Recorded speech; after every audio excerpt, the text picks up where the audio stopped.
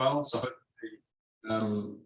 hopefully you can hear me clearly, and if you can't, then good luck, because I'm not particularly savvy with the but NZ Funds has been in business for 35 years now, and a lot of the work that we've done has been in working in partnership with accountants, because we understand the importance of really building a team around our clients, and not just understanding their investment needs, but understanding their wider needs as well, which is where often working with the accountants can be really, really powerful. So thanks so much to the team for having with us, Andrew and Brigitte, great supporters. So brought along Steve Noble, who's our head of UK pensions and our foreign transfer team, and also Andrew Curtain is one of our portfolio managers, who's actually going to kick things off with a bit of an investment update. But hopefully on the Zoom call, you've got a copy of the slides. You can see this as well. But importantly, we want to keep this quite light, quite friendly. A bit of Q&A by all means. There's no stupid questions. If you've got any questions, just interrupt us. We do like talking a lot about this subject, but cut us off and raise your hand if you've got any questions at all, because it's this is really for you guys, and to get the most out of it, feel free to kind of throw a few curveballs at us from time to time, just to make sure we know what we're talking about. But I guess this is a loose itinerary for the workshop today. Andrew will be covering a bit of an investment update and really giving you a good understanding of what's happening in the economy around us, I guess, and what our expectations are for the investment landscape moving forward. Number two, why planning for retirement is important. Might sound like a pretty simple question, but we'll kind of dig into that a little bit. Number three will be the value of financial advice. So why seek advice from a financial advisor? I mean, you're probably all sitting here because you've got great relationships with your accountants and value that advice. And then number four, how to invest simply and how to optimize what you have. And then lastly, hopefully we've got time to take you through a demonstration of our WealthPlan software, which is where we take all the information about our clients. We factor in, we try to understand what their financial goals are, short-term, medium, long-term. How much risk do we want to take on? What assets and liabilities and incomes and expenses do you have currently? And we use that to build a model to help map out your financial future, to show you what's possible. So I'll hand it over to Andrew now for the investment update. And just bear with me while I shift these slides to our market update. There we go. Fantastic. Thanks, Reid. I've been told I've got about 10 to 15 minutes here, which is not a huge amount of time. Make it 20. Been away for about 15. And so these, when it's talking about market update, there's all sorts of things you can cover, right to sort of what you think's in the next 3 months or 12 months, what's happened in the last 3 years. But with the time we've got here, I think that's important to kind of understand the wider picture and tie it into why we're invested in markets, and why I'm going to sort of hand over this part of the presentation, why you should be invested for the long term and sort of increase your savings over time. So with that in mind, I'll just sort of set a high level framework, and then I'll step through a couple of points, talk a little bit about valuation of the market, and sort of finish up a little bit about what we may see over the next couple of years. What you won't hear me talking about is what I think is going to happen next week or next month, because I have no idea. And if I could predict that, I wouldn't be bothering sort of working for someone on invest a time amount of money and be a multi-millionaire this sort of day trading. And the reality is no one can do that. No one can sort of buy markets perfectly in a short period. But what people can do, and what investors like us do, is make money over longer periods of time, a year, 5 years, decades, and sort of compound that well. So if I skip to the first slide, I've got about 5 charts I'll talk to, and I'll try to sort of pull out some key information. Really, what has been driving markets over the last year and a half has been inflation. So it's been, over the last 3 years, been what I would characterize as sort of one of the high volatility periods. Everyone's seen the markets sort of went down 30% when COVID hit, and I'm not going to dwell on that. We'll sort of know the reasons that happened. Then the markets took off and had a really strong period of performance. Then all of a sudden, what seemed a little bit odd is markets started selling off in the start of 2022. And by all accounts, we thought the world was looking pretty good. The economy was going really well. So why should share markets sell off by anywhere from 20 to 30%? And the reason is this chart here, inflation. And if you look at that chart, we can see that the inflation number we reached, this is the United States that pulled out, which is just under 10%. Was the highest we've seen in the last 40 to 50 years, which is quite phenomenal. Now, the second question you probably ask is, well, why is that necessarily bad? Because inflation is actually positive for some things. It makes companies' revenue lines grow. If all the prices are going up, you make more revenue. If you're a company which has strong pricing power, you can actually protect your margins. Prices are going up, but people want your products, and you're able to pass through all your costs that are going up in your business. Then all of a sudden you're holding your margins or your profitability the same, and your revenue's going up. So that means your earnings have to grow. So if your earnings are growing, then why is that bad for share markets? Now, the reason is the next chart is interest rates. Now, interest rates are very correlated to inflation. So if I could sort of leave you with one message today is my job's actually really simple. It's quite similar to the housing market. When interest rates go up, that housing prices tend to go down. Same thing with company valuations or share market. When interest rates go up, you tend to see the share market fall lower. Now, there's a number of reasons for that. But maybe I'll use that analogy of the housing market again. We all know that if the mortgage rate doubles, then you're spending twice as much to service your debt on the house. What does that tend to mean? Well, you want to have less debt. If you've got less debt, you can't afford to pay the high price to buy the house. Now, in a more complex sense, the share market is quite similar. When money's free and cheap, and you can borrow and you can invest and you can buy things, then people tend to leverage and they invest more in the share market. The share market does quite well. So this period we can see in this chart from sort of 2020 up to sort of the start of this year, or sort of end of 2022, we saw a very sharp increase in interest rates. Now that is the key reason we're seeing the share market come back down sort of by 20 to 30%. But there is a positive spin to this, which is now sort of looking to a bit more forward-looking in the markets, which is probably what people are more interested about then rather than what happened the last couple of years. Is because this inflation number is coming down, the pressure on higher interest rates is starting to decline. We know that in New Zealand, the OCR is probably getting towards its peak. We're not certain that there may be one or two more rate rises to go, but we're getting to we're in the last kind of innings of interest rate rises. In the US, they're expected they're going to pause now and not increase interest rates anymore. This chart I've got here is the expected interest rate over the next 10 years in the United States, and you can see that's been trending down. So this is a good thing for markets. So if I move forward, finally to bring up a share market price chart. So this chart I've got here is the S&P 500, which is the largest 500 listed companies in the United States. So it'd be the most well-followed share market index in the world. So that's where your Apples and Amazons and Googles are all listed. And that big dip we can see from this point here downwards, that was basically all throughout 2022. So that's when the market fell by sort of just over 20 to 25%. But as you can see, the last sort of 5 months, it's starting to trend up again. So things are looking better. That so happens to coincide when inflation started falling and interest rates started coming down. So that's not a coincidence. So the market is now becoming more relaxed, that we're through the worst of the inflation situation.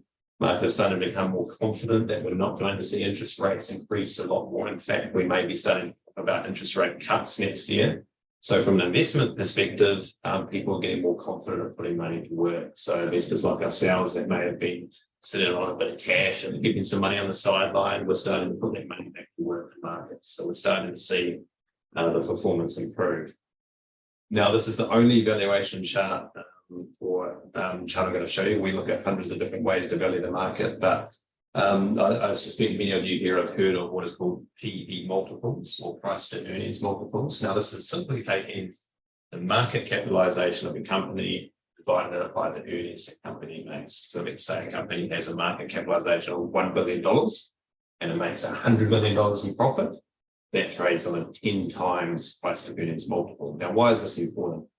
When you can buy a company for very, very low multiple, so say you can buy a company, I'm just going to give a very extreme company, a very extreme example.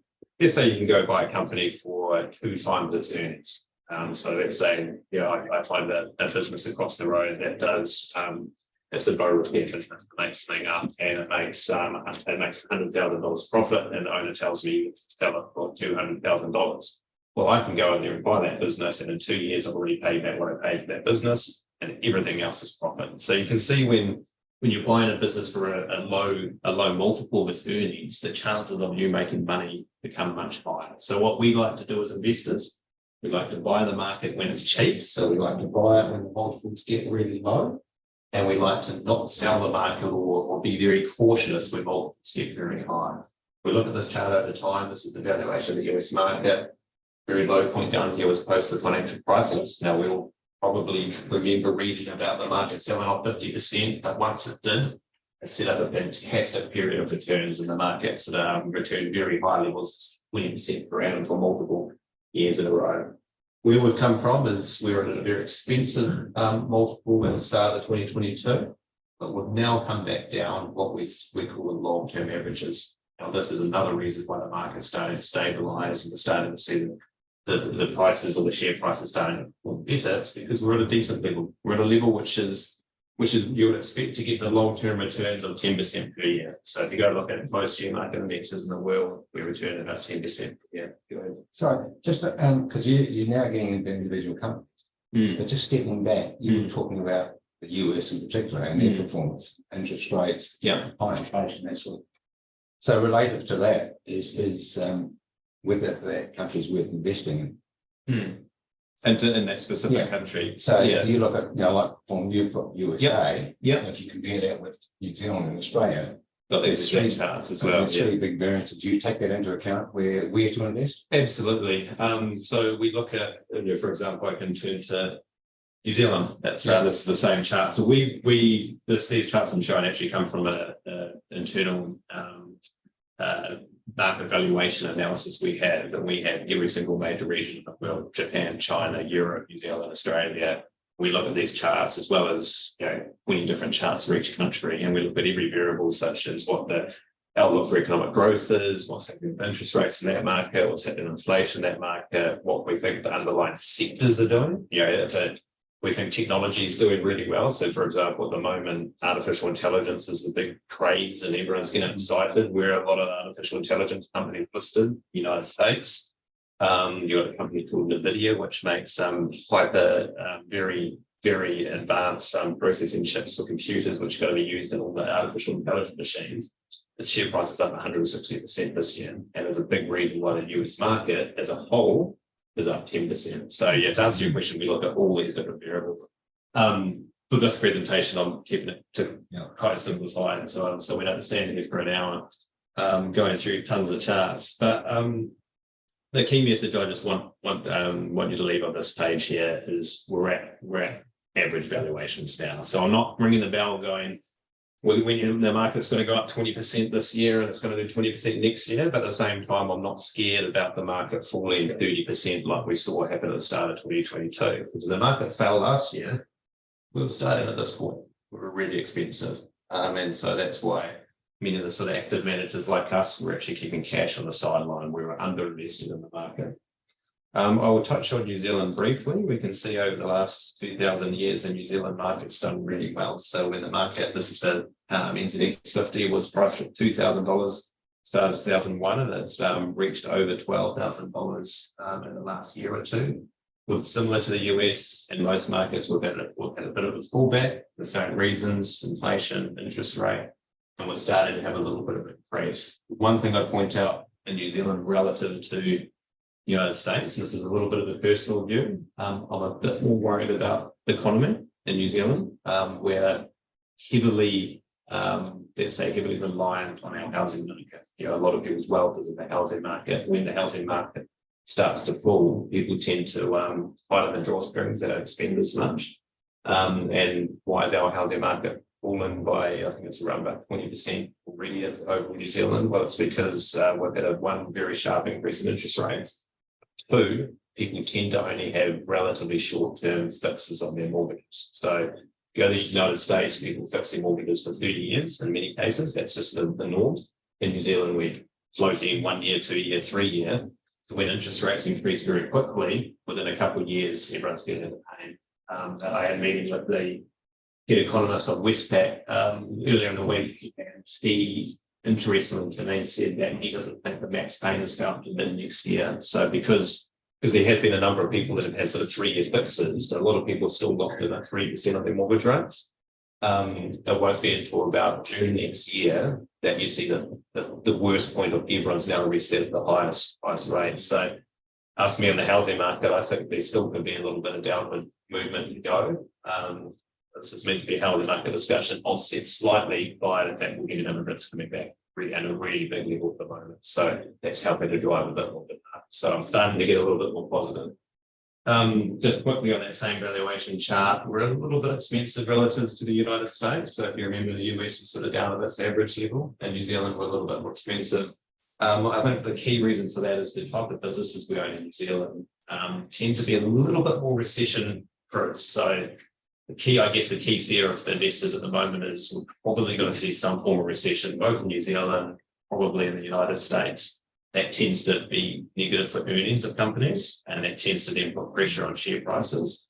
However, if you look at a lot of the listed companies in New Zealand, they tend to be companies that are quite resilient to recession. So if I look at some of the companies in the top 10, you've got a bunch of companies like Contact, Mercury Energy, Genesis. These are all companies which are utility type companies that, who are paying power, people paying power bills.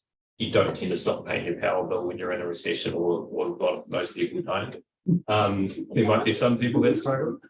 Companies like Auckland Airport, which is doing quite well. Customers coming back at the moment. Spark, telecoms. That's just companies that tend to do quite well. If I give an example, companies that might see a little bit of pressure, Fletcher Building, construction related, might come for a bit of pressure.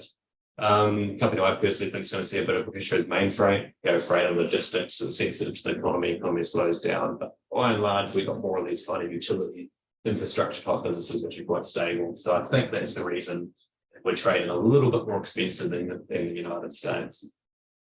So I'm going to start trying to wrap it up, and then I'll more than take any more questions, because I appreciate I've chucked a bit at you, and you might want me to sort of go back and sort of go over some details in it, or go over anything in a bit more detail. But this is the chart we like to finish a lot of our presentations with, because you get into all this detail and you tend to be focused on what's happening next year, but step back, what are we really trying to do? Well, what we are trying to do is make sure people earn this amount and not this amount. So if I can just explain this chart for a second here.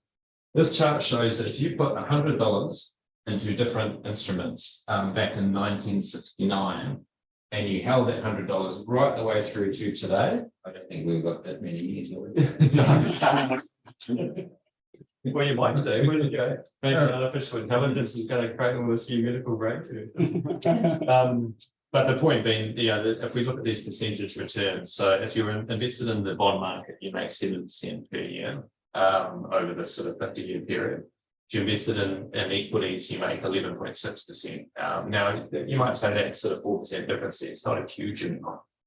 Difference in dollars over that period of time is $3,000 versus $34,000. So that 4% compounding over that period. Now, and I appreciate people might be thinking 10, 20 years is their timeline.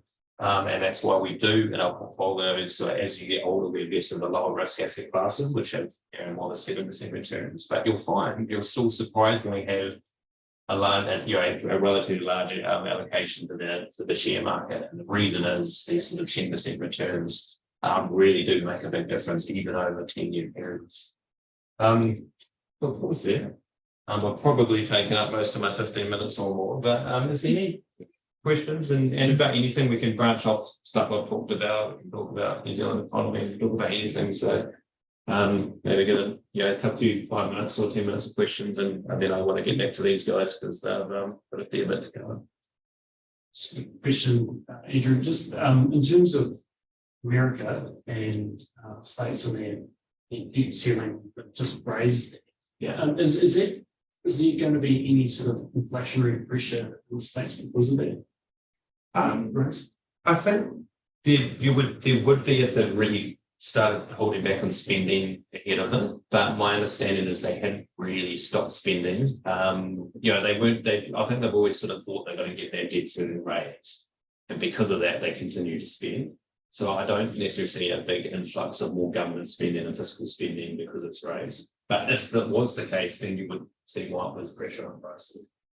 Yeah. So our view is the inflation rate in the US, which has come down from about 10% by. It's going to find it much harder to go from 5. So they want to get in that sort of 1 to 3% range. I think they've had the easy wins. A lot of that 10% inflation was driven by commodity prices flying higher. There was that tightness in the freight market. That's starting to loosen at that quarter from that 10 to 5. I think that 5 to 2 is harder because people were sort of that 5. A lot of it's wage inflation, it's people tight labour markets and stuff. That's not easy to fix. When everyone's starting to demand wage increases each year and the market's tight, then it gets sticky and it's harder to break it. So my guess is it could take a couple of years to get from 5 to 2. What's your feeling on New Zealand market right now getting down to the target of 100%? Similar. I think it's going to take quite a while. What's a little bit scary at the moment is we're starting to get this pickup of immigration coming in. So unemployment rate is still quite low. So what usually would think if you got tens of thousands of people coming to the market looking for jobs, unemployment should spike. But the reality is we've still got quite a tight labour market. And we've got a tight labour market, to my point. That means every employee can demand salary rises or price rises, and that gets embedded because if you're getting a 7 or 8% rise each year, then you can keep spending that. So maybe your supermarket bill's gone up 7 or 8%, but your wages go up the same. So it starts the cycle, which keeps it high. I think what, in an odd sense, what will help is if we do go, and this isn't a good thing, but if the housing market does fall more, people start to come under a little bit of pain, and you start to see people having to sell houses or really cutting their spending because they're struggling to pay their mortgages and things like that. That drives a recession. That drives unemployment high. When recession hits, people tend to lay off staff. Then that takes that pressure out of wage inflation, and that sort of gets. I think that will then get us down to that target inflation level. So fortunately, there's no good way to get there. It's almost like you need a bad thing, a recession, to happen, help you get to that lower inflation level. I'm probably a little bit more concerned about that in New Zealand than the US. I think we could have a worse recession in New Zealand than the US. Australia better off things. They've got the help of the commodity markets still quite strong. They've come back a bit, and a lot of the market is driven by that. I think they're markedly better off than us. You're starting to see some slight improvements and things in Australia, but I think they'll still be under a bit of pain as well. Yeah. Anything else? I think Chinese market. We like the Chinese market. I wish I could reach that so long there. Everybody seems to, but it's a big impact on the world market now, isn't it? So the Chinese market, if I did this chart in China, down here, it's there's not too many markets which are below their valuations, and I find that a little bit odd because they're actually in a period of relative to the rest of the world high growth. We all had a big boom when we came out of lockdown sort of 18 months ago. China only started coming out of lockdown in February. So they're actually, if you look at the companies, the earnings growth is really starting to kick up. Yet the companies are trading at quite a cheap valuation. And so, we're quite positive in that market. We have, I think it's around about 10% of our international allocation in China at the moment. We don't usually do that, but we just think it's quite a good market to be exposed to. Right, I won't jump off because I know these guys have a fair bit of content, but we might have a bit of time at the end as well to ask some more questions, or we'll hang around as well for a drink. So bear with me a moment. I'll just chop back to these slides here. Good. So I probably should have covered this at the beginning, but we'll just jump to the side. But just backtracking a little bit about easy funds. So I mentioned we've been in business for 35 years now. Myself, only 5 of those. But we have a spread across the country with offices in Christchurch and Dunedin and Invercargill, Tauranga, Wellington, and of course Auckland. We look after as a collective $2 billion in wealth. And we're what's called an integrated wealth management business. And what that means is that, we've got a hardworking team of analysts, who work under the likes of Andrew and the rest of our portfolio managers. They are the ones, they're the boots on the ground, so to speak, who are doing a lot of the work researching different economies, different companies, and understanding how to create portfolios for our clients. And myself and Steve are both senior wealth advisors, so we provide advice and financial planning to those invested clients. So the neat thing is our clients are able to have a really, really deep understanding of what they're actually invested in, all the way down to the very single line that says Contact Energy. It might be Uber, it might be Tesla, it might be Chinese stock. So we have about 30,000 clients across New Zealand. We're really proud of the growth of the business in the last few years. And 100% of our investment team and our advisors, all of us, are invested alongside our clients. So we're traveling that journey with them as well.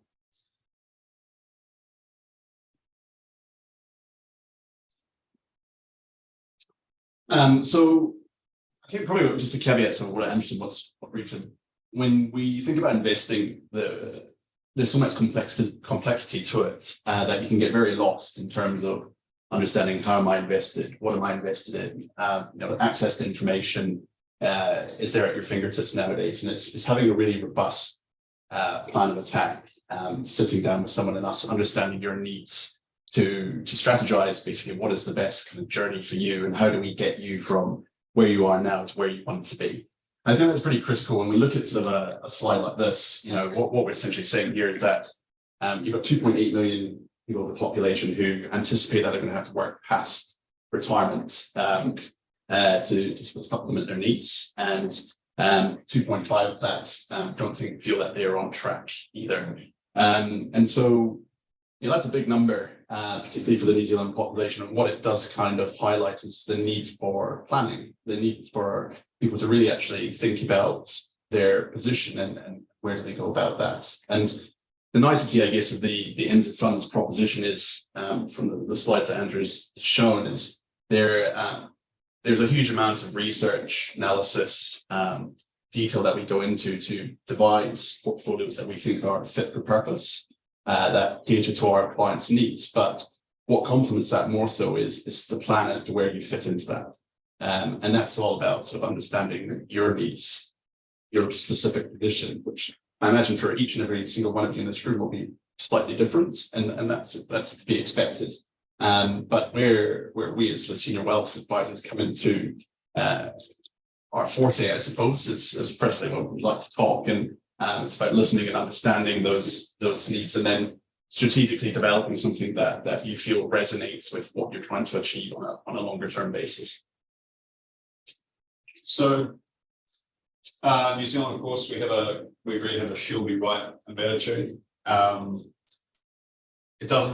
She'll be right doesn't really create a robust financial plan. But obviously we have superannuation. We still the eligibility age still sits at 65, and that's great. But the average New Zealand income is about $61,000. Double that, you've got $120,000 for a household income. If you were to retire tomorrow, that's what you get as income. So you'd be taking a really, really sizable pay cut. And look, I've got clients, a small handful, that are really, really comfortable living off superannuation alone, but the rates have just gone up. And has superannuation risen enough to cover that? It's not covering the insurance. And they're in their mid-70s, late 70s, so they're last pretty simple achieve for them. So the reality is, we need to. Superannuation is not always going to be around. So particularly for younger Kiwis, there's a really, really good opportunity now just to start putting away even just a little bit, even into things like KiwiSaver, which we do, to help to close that gap and become a little bit more, independent financially. So, we do get to retirement age, whatever age that is, you've got that nest egg to be able to draw from. And whether that nest egg is a business, whether it's, home that you live in, It's different for everybody, but it's important to kind of think about how you're going to close that gap and make sure that when you do retire, don't take a big cut in your lifestyle and have to really tighten up on purse strings and when you go years. So with that, what we want to talk about here is sort of the value of financial advice and sort of figures what does that present. Well, we look at sort of broad-based statistics on this. Having a financial advisor by your side, someone that you are in partnership with, who can provide you with the guidance, the assurance, essentially sort of a safe pair of hands, on average can generate about 3% per annum over essentially doing it yourself. And that's quite meaningful. It's quite significant, particularly when we think of over a lifetime, over a time horizon. What does that equate to? Well, 250%, which if somebody was to say to you, at the end of it all, or when you're looking to access your capital, you're going to be 250% better off. I think you probably bite their arm off, I'm frank. But it's something that's inherently undervalued. It's probably under-recognized as well, because a lot of people probably don't quite understand what does financial advice mean. There's so many acronyms from wealth management, private wealth, financial advice, financial planning. At the heart of it is essentially you, and basically breaking down and simplifying your position to understand, where are the risks? What are the potential things that could throw you off course? Where are you on track? Where are you doing really well, and ensuring continuity with that and sustaining that will get you to where you want to be, and identifying the gaps in between and finding a solution that will essentially marry those two together.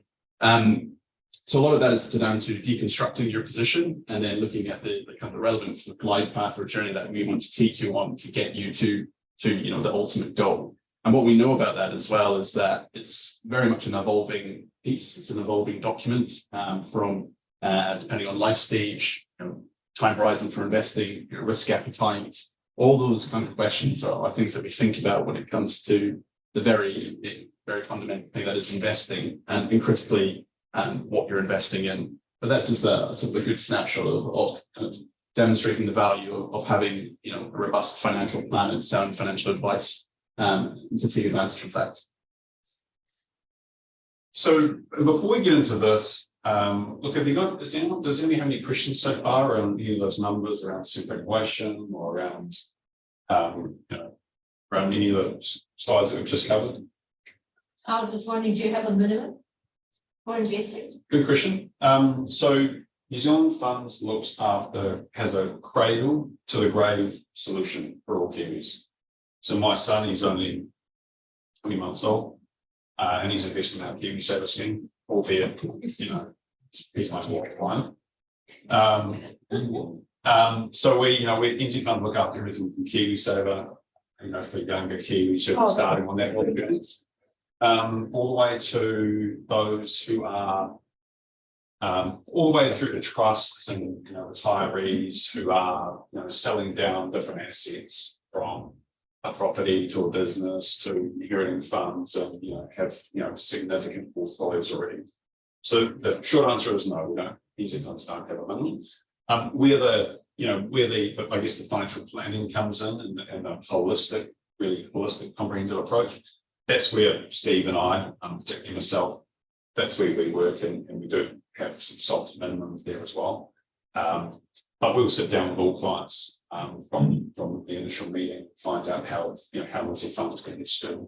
I think I'll just supplement that as well, saying we have a sort of a fit for purpose solution for everybody, and it's also making sure it's cost effective as well, depending on what you're looking to do. But in short, what we try to do and ensure is that we add value whatever that might be. It might not be actually that you don't need financial advice. You just need sort of a bit of guidance to sort of steady you on your way. Alternatively, it might be very hands-on, but as Rhys said, there's no set that minimum or maximum.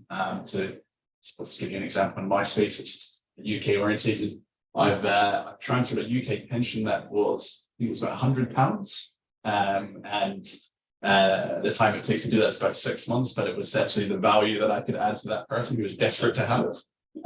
versus one that's 2 million. So that's talk about end to end, but principally it's about understanding specific, what's important for you. Yeah, so Sorry, is your advice only on the share market? Because we've had one of these discussions with the funds, right? But we were disappointed with the fact that it was really only shares, we couldn't talk about property. It's like, oh, no idea. To make like that, because you want to have that discussion about all of your assets and all of your. That's a great question. Can I take that one? Of course you can. Yeah. Good. That's really important. It's really important. When we sit down with the client for the first time, we want everything on the table. We want to understand, ideally, their entire asset position, because for most Kiwis, particularly younger Kiwis, the home is going to be their biggest asset, right? Or other properties they have as well.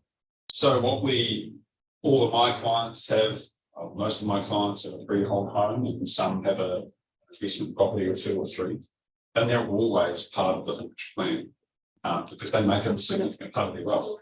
Now, we won't necessarily provide advice around which investment property to buy or exactly when to sell it, but it's important to know how much rental income does it yield. Is it a good investment from a growth and from do they have plans to sell that down? And if they do sell that down, what do they do with it? Will they pass it on to their children? So it is. So the advice that we can provide really granular expertise on is not just shares, but shares, bonds, cash, listed property companies as well. Those are the portfolios that Andrew creates on the ground, and that Steve and I advise on at higher level. But the more that we can understand a client's position, the better outcome we do for them with the money they do have. So just in understanding, what products do you actually purchase for the client? So we will use, we'll cover a little bit more in a bit more detail later on, but at a simple level, NZ Funds creates what we call PI portfolios.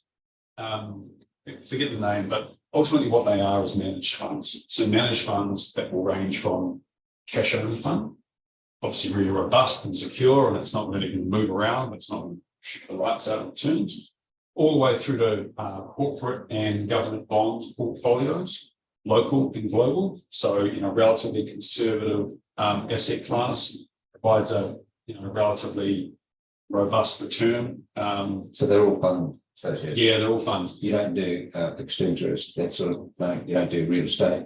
No. We won't buy real estate. And why we don't do real estate is because we don't do direct real estate. We do listed property stuff. So some examples of Property Trust, a listed company. Oh yeah, But we won't go advise and buying your own commercial property, for example. Okay.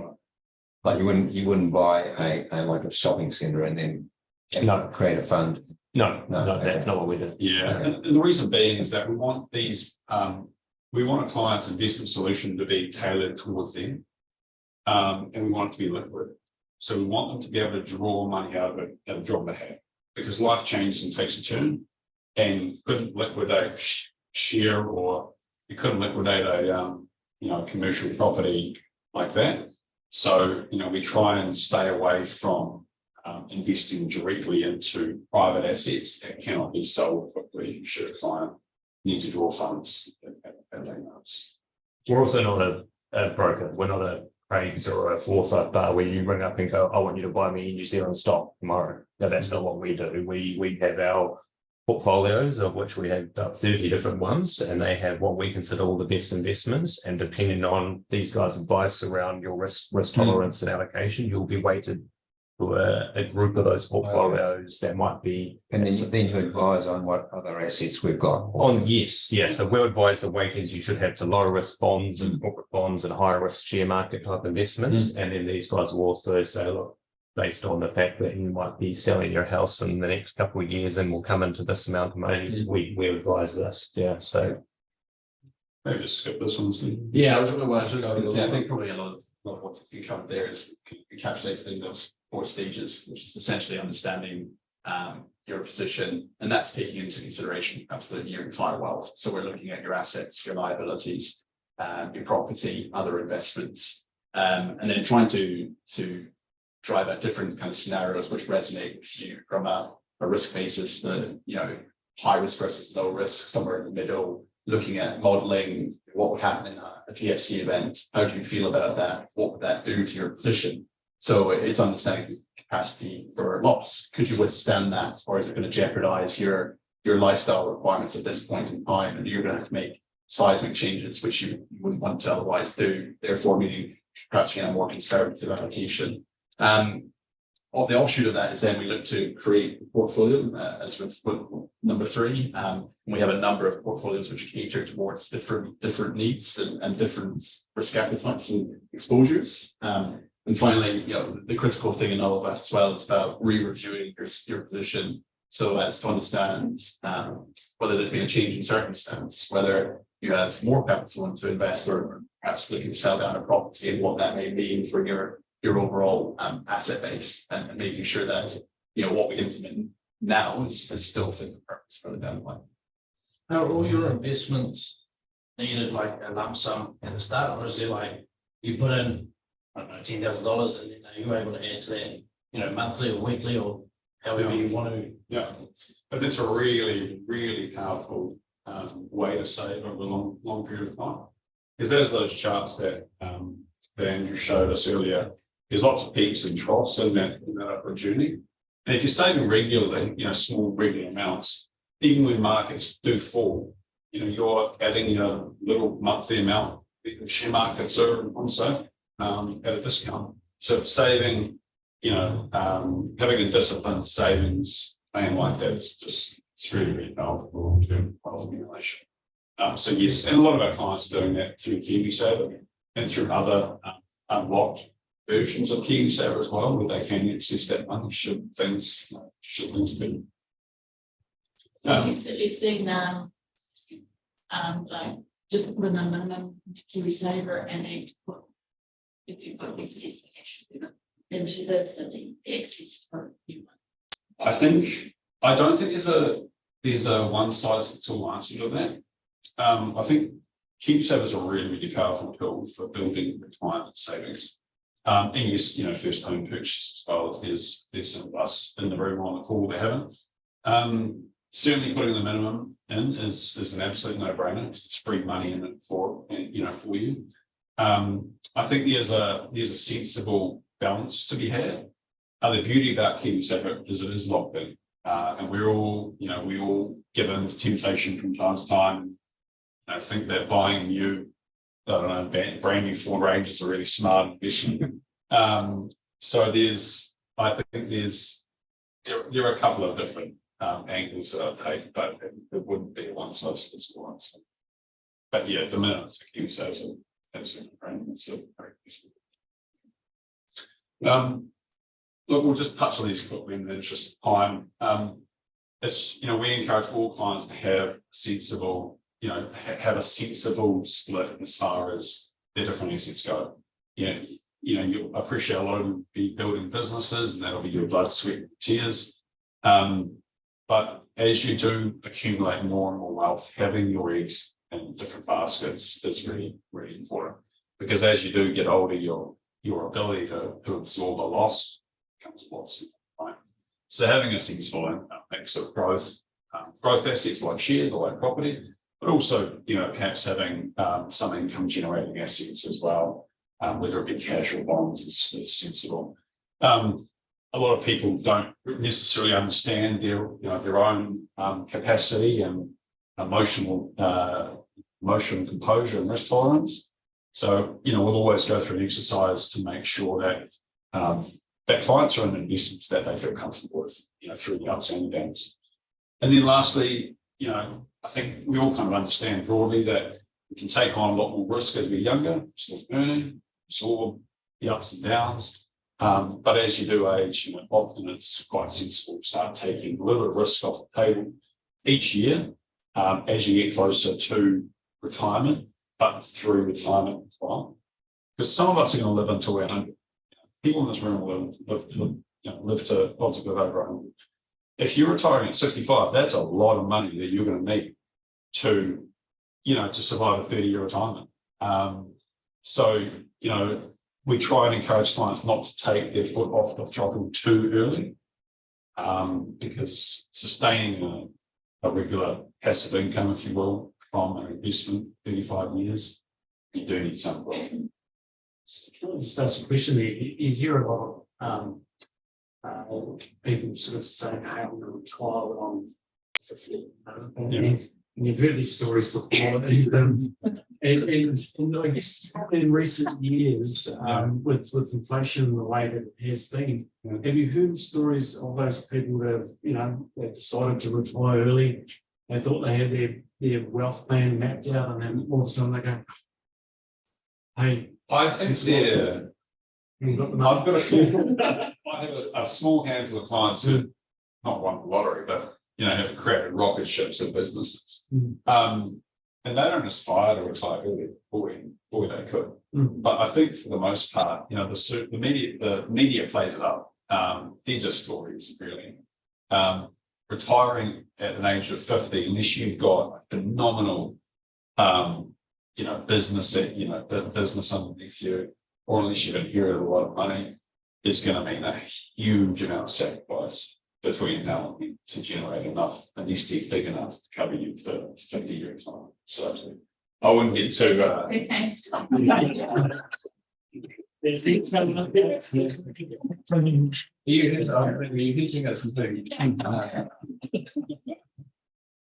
I think what I just probably demonstrate this slide here at this point is to Reed's point is about asset allocation. So what we're talking about here, because it's basically between the ages of 0 and 54, we think fundamentally for the broad majority of people, it is about generating returns. It's about capital appreciation, trying to grow your balance, and therefore the weighting therefore that we look at is a more meaningful allocation of growth assets, i.e. shares and equities.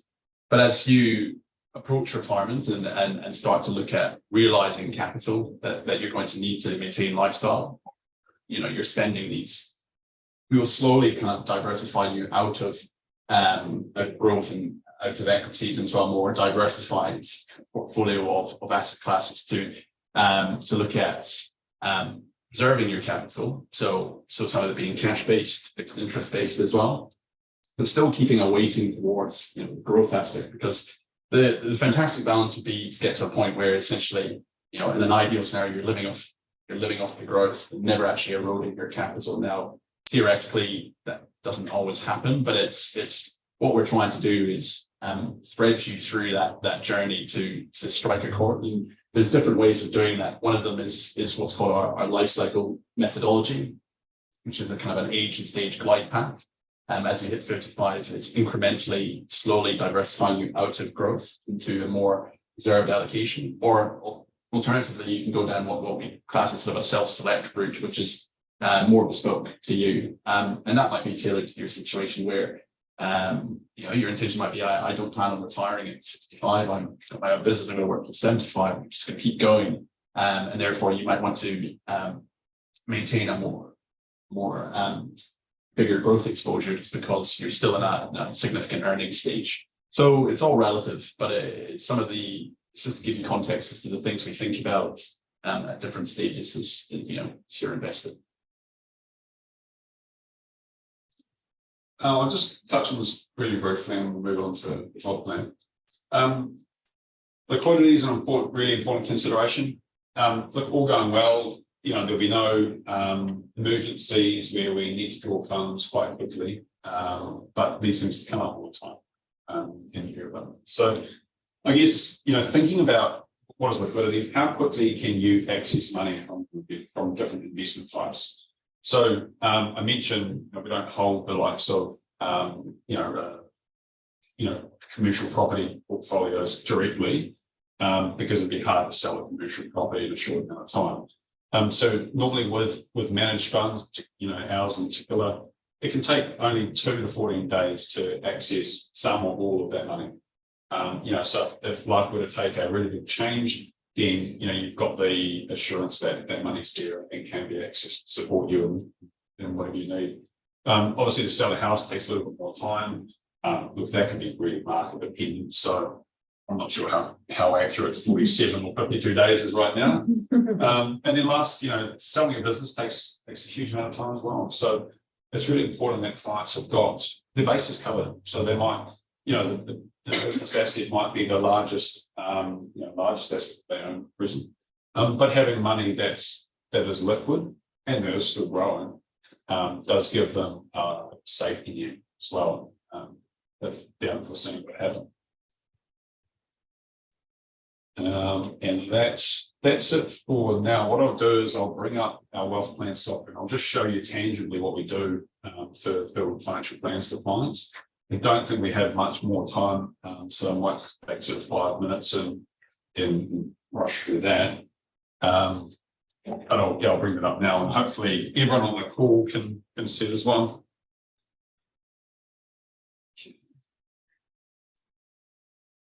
So hopefully that's visible, and Steve, if you could drive it, that'd be great.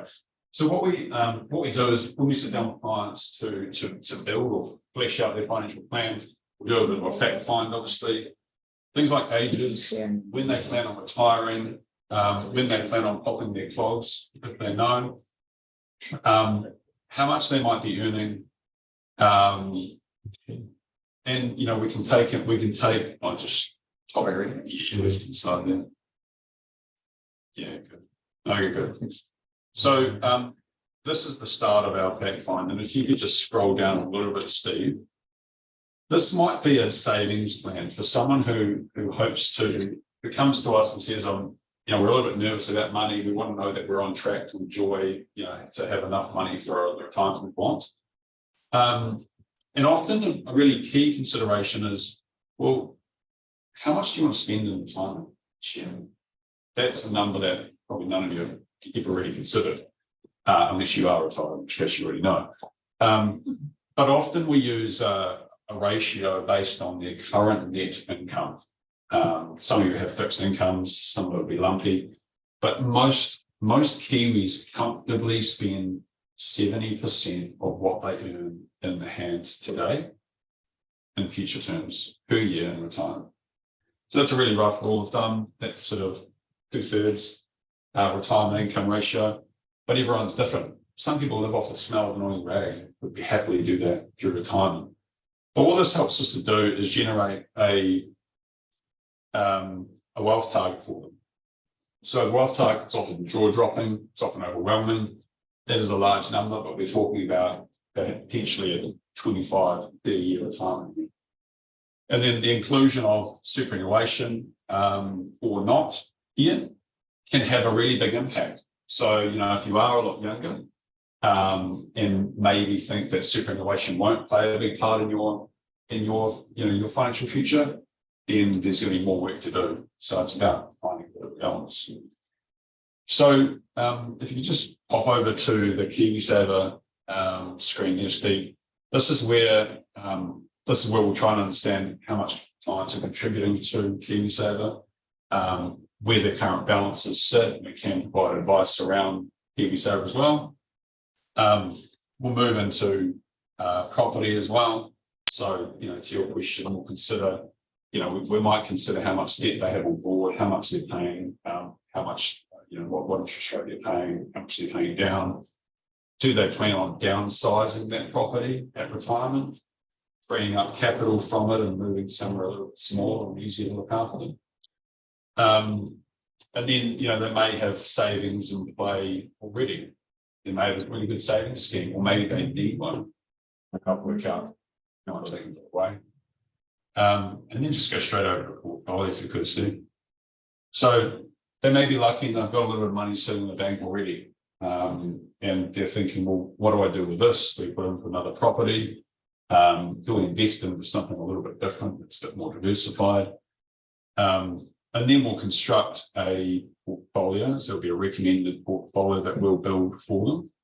And, this is a really simplified version of our portfolio set. We'll have a cash portfolio, which is liquid. We'll have income portfolios, which are bond-based. We'll have inflation portfolios, which are kind of a lot of your utility companies, a lot of your, property property-based portfolios, listed property portfolios. And then you'll have a growth portfolio, which will be a high octane technology, strong growth stocks as well. And then one thing that we can do, which is really important. So if we're building a financial plan for clients, we want to be clients for life. We want to deliver fantastic outcomes for them, but it doesn't happen on day one. And in fact, the road can be riddled with peaks and troughs. So we want to show clients what it might be like to be invested through a tech crash. If you scroll down a little bit, Steve, we can show them, well, you started with 463,000, lucky you, through a tech crash, which they may remember, having, no doubt we've all been invested for a few years, but they may remember the tech crash, and we can show them what the impact of being invested through some of these really difficult markets, but also a really good market as well, to show them realistically what their capital might do. We want to get the right fit, because the real investors are able to stay the course. DIY investors might be a little bit more flighty when things do fall. And then lastly, we can go to the outcome, where we can show them, if you scroll up, to come back to it. Remember, we've thought about this couple, they're in their mid-50s, he's on 160,000. They want to spend about, scroll down a little bit, they want to spend about 83% of what they're currently earning. Part of that they're going to get from superannuation, remember, but their wealth target we'd set at, I think it was about 1.8 million. Here they are now. Here's how they may, this is an estimate of how their wealth might be projected forward. So obviously markets aren't going to be linear, and it's not going to be a nice flat line moving up. It's going to be, there's going to be moments where we have markets like 2022, for example. We can model a few different good years, bad years as well. But ultimately, what we want to show clients is what is possible. We can start with a really high target, and we can show them how incrementally they can work towards that over the next 10 years in this case. And on the other side, we won't touch on it today, but what we'll essentially, let's go back to the graph, Steve. What we'll do, and what we do on the other side, because probably 80-90% of my clients are retired, is we're starting with that $1.8 million bar, for example, and the graph is going like this, because we're encouraging them at that point to start spending their nest egg, because they've sold up a business, a farm, a house, and we're encouraging them to draw 30, 40, 50 grand a year, 100 grand a year from their investment portfolio, which might be invested a lot more conservatively than this, but it's providing them with a regular income, and it's providing them with a safety net. So if they decide to book a trip to Antarctica, which is like a $17,000 return ticket, then they've got that asset to be able to draw that money from and to go and do the things that are most important for them. And a lot of that approach is around understanding, well, how much of an income do you need from this? How much money do you have? How much risk do we take on? Do we take on high growth, sort of a more balanced amount, or quite a conservative approach? Are we thinking about your children? Do you need to leave money for them? Do you have any Mini Cooper purchases on the cards or kitchen renovations on the cards? How much might those be? So we're taking into account a lot of that, their spending goals. And we're trying to give them an outcome which allows them to really enjoy their retirement, the golden years, knowing that they can they'll still be able to achieve the goals, their financial goals. So that's how it works, though, in terms of on the other side of that retirement milestone. I think the good thing with this is also, with the vast majority of our clients, it's something visual. It's kind of like a reference point to kind of sense check, where you're at and where do you need to be, and that makes it kind of a bit more real to people rather than sort of cherry picking numbers. The nature of investing is you can invest anywhere. You with access these days, you can it's quite easy to get access, but are you invested in the right way? And it's actually doing what it's supposed to be doing for you. We call that kind of like harmonizing your asset position. So your house, your business, your Kiwi saver, any liabilities that you've got and any kind of goals, whether it be putting your kids through education, all those types of things come into play. But unless they're, done in a strategic way where they're essentially kind of talking to one another and complementing one another, then you have a bit of a kind of a melting pot of, well, let's just hope it works, with no kind of set goal.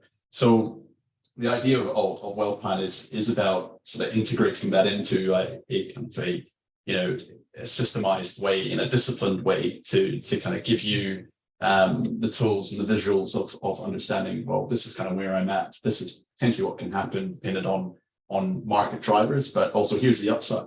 If I stick to this, if I commit to it, and then checking it along the way and adapting it as we go. So it's never fixed, but it's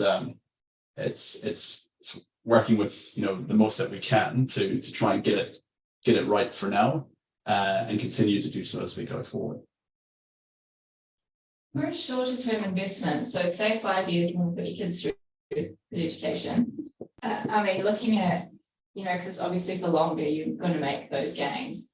What would you say to term investment versus managed funds for a shorter time frame, like 5 years? Is there one way you lean? No, not really. It'd be a combination of both. Often I've got clients who are saving have money put aside for a goal of theirs. I mentioned the Mini Cooper because that's a good example. That's probably 2 or 3 years away. She could put the money in cash, but she'll likely be better off having an allocation to a conservative style portfolio that's got more bond based. So over 3 to 5 years, you'll end up with a better outcome and something like that. But what we do for clients is, as we get closer to that 5-year mark, we'll try and take risk off the table, because the last thing you want in an extreme example is for markets to fall the day before the 5-year mark, right? Yeah. So we might start off with something conservative now, and then we might make it more deeply conservative closer to the 5-year mark, i.e. cash. Can I just add that we have what we call a cash fund, and really it's not a cash fund, it's a fund that invests in 90-day bank bills. That's zero volatility. We get paid, I'll talk even the latest rate, about 5 or 5.5%. It's about the same as you get on a 6-month term deposit. The difference being, if you want to put money out of our fund, you can do it straight away. So we get that question a bit about people going, well, do I do the term deposit? And some people with the bank, it's no hassle and they don't go for it. But if you want to get a similar return and have liquidity, you don't have to break the term deposit, you can do that in our cash fund. The other thing I noticed is it's the tax on it as well. Very conscious on. Yeah. I love to say the accountant firm about tax, but the fact that it's applied means from a taxation perspective, the maximum rate is 28%. So dependent on earnings, if you're going to a term deposit in a bank, you're going to be paying more tax on it essentially. So I'm going to stop right there. It's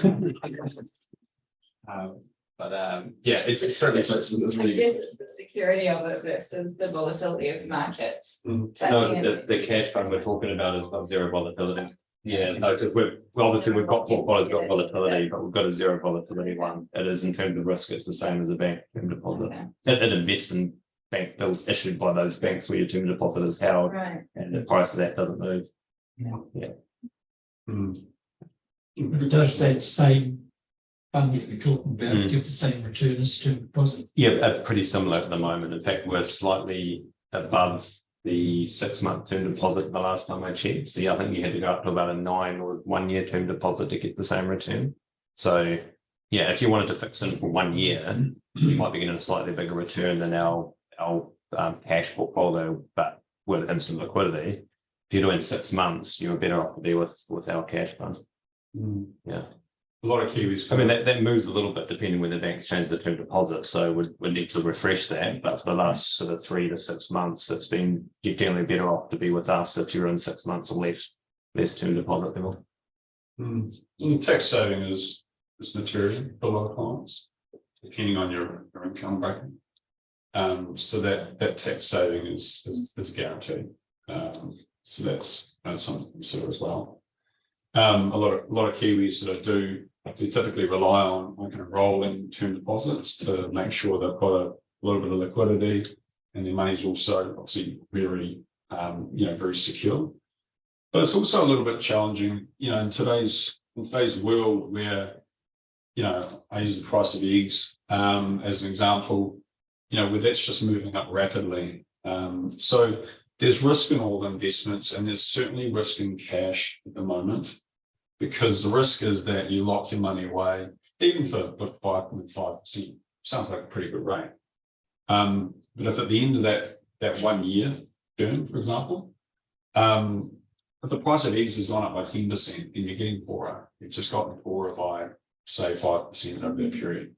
So we won't have high inflation forever, but it is really important to consider for those clients who are investing in cash for the long run, the losers in that are going to be their future selves when that cash hasn't grown materially enough to ensure that they can do all the things they want to do in retirement. But odds are good.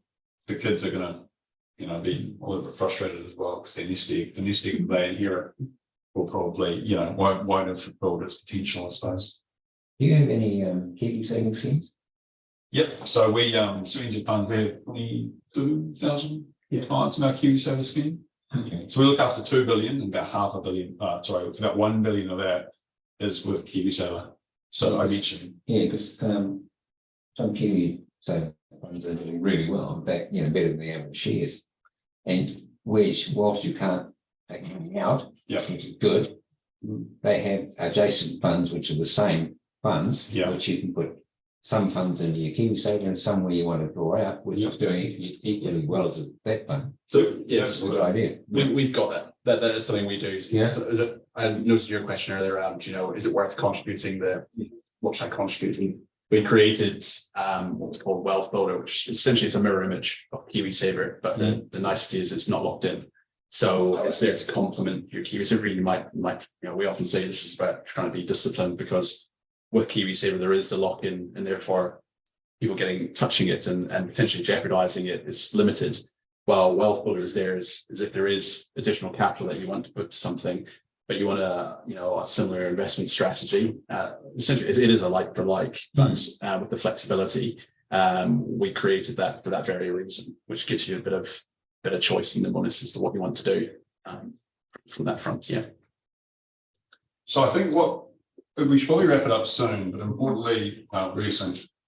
We'll be sticking around afterwards for a few drinks and a bit more conversation with anyone who chooses to stay on and avail themselves of the spread out there. But I guess a few key takeaways, to wrap things up. And by all means, if there's anyone online that can hear me and wants to send a few questions through Zoom to Eden, then do make use of that. With you, you've got a pat with myself and my business partners' business cards in there. So there's no New Zealand funds do not charge for any upfront advice. So if any of you would like to have a conversation with me afterwards and say, look, hopefully you've taken away some really good points out of this. But if you've got any questions or want us to consider your personal circumstances and want some advice around that, absolutely. Get in touch either via the details there through Hunter Withers, or we can have a conversation afterwards if you wish.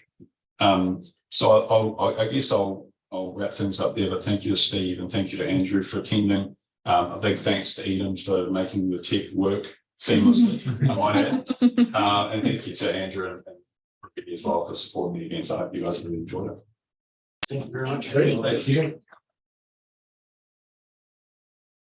Thank you, guys. I really appreciate you guys coming in today and presenting your knowledge, Andrew, around markets and what's been going on in the last few years and stuff. It's been it was really, really important that we get to understand that. And guys, I really took out of it that whole planning aspect. If you're younger, looking to retire at a certain age and what you need to do to achieve that. And conversely, on the other side, if you're at retirement age and you want to hand over a nest egg and you're looking to spend some money now, I think you guys will be able to certainly illustrate that really well to anyone that's keen to